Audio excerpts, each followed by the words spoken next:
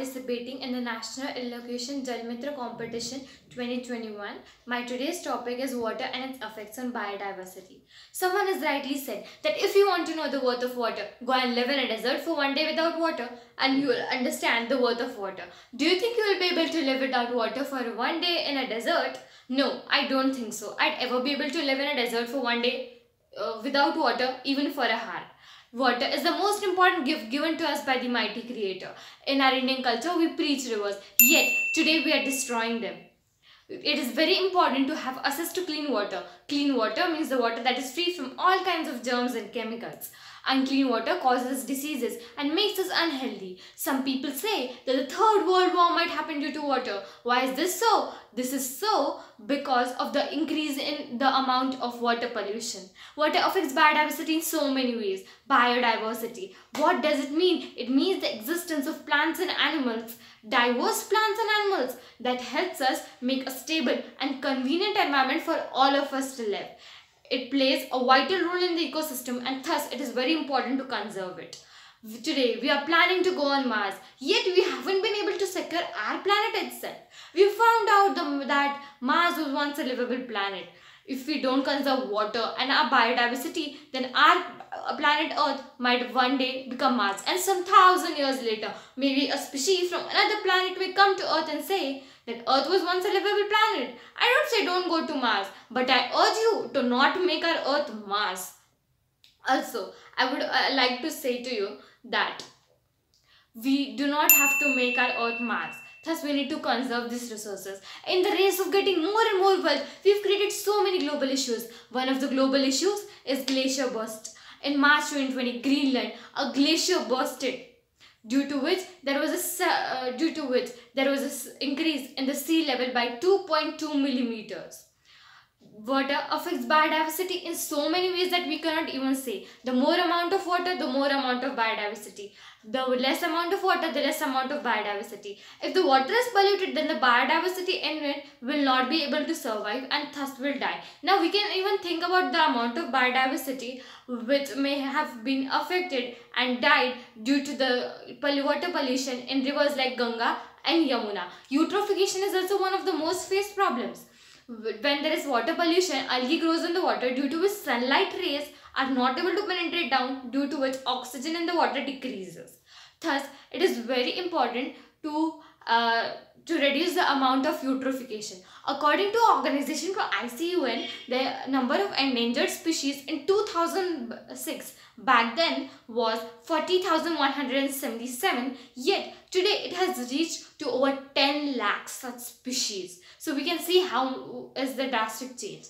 Though 71% of the earth is made up of water, only 0.3% of it is drinkable. Thus, it is very essential that we implement some solutions in order to save the water and biodiversity. First of all, it is very important that we create awareness among us and among the people in our surroundings. Because even if we make hundreds of policies, it is us who has to follow those policies and do the work. Thus, it is very important that people are aware about it. Nextly, it is very important that people follow the rules and laws that are made for the environmental concerns.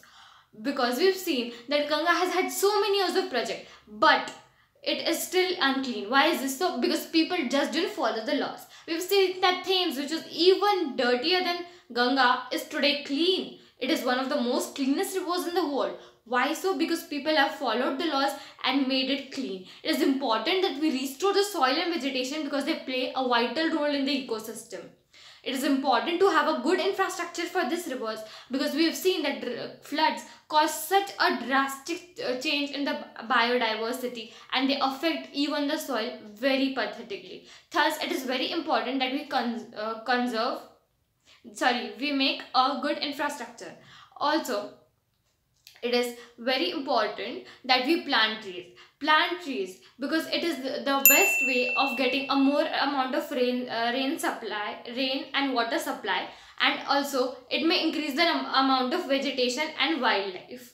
We can make a law that every person should plant at least 5 trees. This is something that everyone of us can do. Plant trees that really have a wider range of lifespan because these trees live for longer while And instead of making trees that are not very useful on the sides of roads, we can make trees, we can plant trees that are fruitful, they bear fruits and are really important to us.